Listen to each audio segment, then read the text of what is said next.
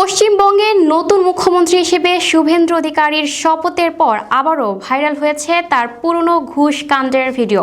যে ভিডিও একসময় প্রচার করেছিল বিজেপি, এখন সেই শুভেন্দুকেই মুখ্যমন্ত্রী করায় নেট দুনিয়ায় উঠছে নৈতিকতা ও রাজনৈতিক আদর্শ নিয়ে নানা প্রশ্ন। বিস্তারিত দেখুন প্রতিবেদনে। নেট দুনিয়ায় নতুন করে ভাইরাল ভারতের পশ্চিমবঙ্গের নতুন মুখ্যমন্ত্রীর ঘুষ নেয়ার ভিডিও। 2016 সালে বিধানসভা নির্বাচনের আগে ভিডিওটি প্রকাশিত হলে নেট দুনিয়ায় সমালোচনার ঝড় ওঠে। তখন এই ভিডিওটিকে জোর কদমে প্রচার করেছিল বিজেপি। তবে সেই শুভেন্দু অধিকারীকেই 10 বছর পর পশ্চিমবঙ্গের মুখ্যমন্ত্রী বানালো বিজেপি। একই বলে রাজনীতি। একসময় মোদি যাকে দুর্নীতিবাজ বলেছিলেন, 10 বছর পর তাকেই বানালেন পশ্চিমবঙ্গের মুখ্যমন্ত্রী। ভারতের পশ্চিমবঙ্গের নতুন মুখ্যমন্ত্রী হিসেবে শুভেন্দু অধিকারীর শপথ নেয়ার পরই নেট দুনিয়ায় নতুন করে ভাইরাল হয় এই ভিডিও।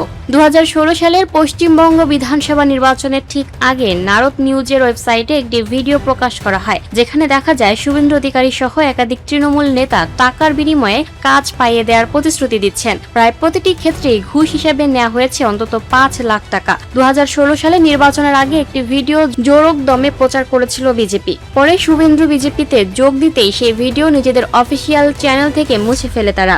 এখন সেই বিজেপিরই নেতা পশ্চিমবঙ্গের মুখ্যমন্ত্রী, আর গোটা বিজেপি তার প্রশংসায় পঞ্চমুখ। প্রশ্ন উঠেছে, নৈতিকতা আর আদর্শ আজ কি তাহলে মুখ থুবড়ে পড়েছে? ওই ঘটনায় তৃণমূল কংগ্রেসের কয়েকজন নেতা গ্রেফতার হয়েছিলেন, কিন্তু শুভেন্দু অধিকারীকে কখনোই গ্রেফতার করা হয়নি। বিজেপিতে যোগ দেওয়ার কারণেই তার বিরুদ্ধে ব্যবস্থা নেয়নি কেন্দ্রীয় তদন্ত সংস্থা, এমনটাই অভিযোগ তৃণমূলের। শুভেন্দুর রাজনীতির মূল ধারায় তার প্রবেশ ঘটে অল ইন্ডিয়া তৃণমূল কংগ্রেসের মাধ্যমে। মমতা বন্দ্যোপাধ্যায়ের ঘনিষ্ঠ সহযোগী হিসেবে তিনি দ্রুত সংগঠনে গুরুত্বপূর্ণ অবস্থান পান। 2007 সালের নন্দীগ্রাম আন্দোলন শুভেন্দু অধিকারীকে রাতারাতি রাজ্য রাজনীতির কেন্দ্রবিন্দুতে নিয়ে আসে। বামফ্রন্ট সরকারের জমি অধিগ্রহণ বিরোধী সেই আন্দোলন পশ্চিমবঙ্গের রাজনীতির দিকই বদলে দেয় এবং শুভেন্দু হয়ে ওঠেন আন্দোলনের অন্যতম প্রধান মুখ। এই আন্দোলনের মাধ্যমে 2011 সালে রাজ্য পরিবর্তনের পথ প্রশস্ত হয়েছিল।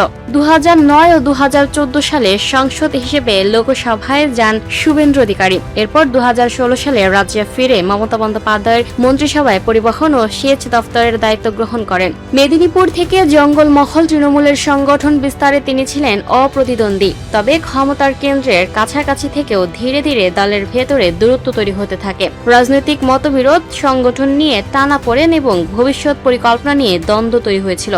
2020 সালের 19 ডিসেম্বর পাল্টে যায় দৃশ্যপট। তৃণমূলের সঙ্গে দীর্ঘ সংঘাতের পর মেদিনীপুরের মাটিতে অমিত শাহের হাত ধরে বিজেপিতে যোগদান করেন শুভেন্দু। 2021 বিধানসভা নির্বাচনে খোদ মমতা বন্দ্যোপাধ্যায়কে নন্দীগ্রামের মাটিতে পরাজিত করেন তিনি। 2026 সালের বিধানসভা নির্বাচনে পশ্চিম বাংলায় শুভেন্দু অধিকারী বিজেপির প্রধান সেনাপতি হিসেবে অবতীর্ণ হন।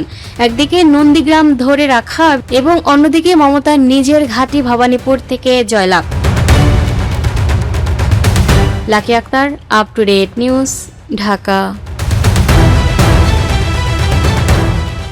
দর্শক, এই ছিল আপ টু ডেট নিউজের সর্বশেষ আপডেট। পরবর্তী আপডেট সবার আগে পেতে আপ টু ডেট নিউজের ফেসবুক পেজ এবং ইউটিউব চ্যানেলের সাথেই থাকুন। ধন্যবাদ।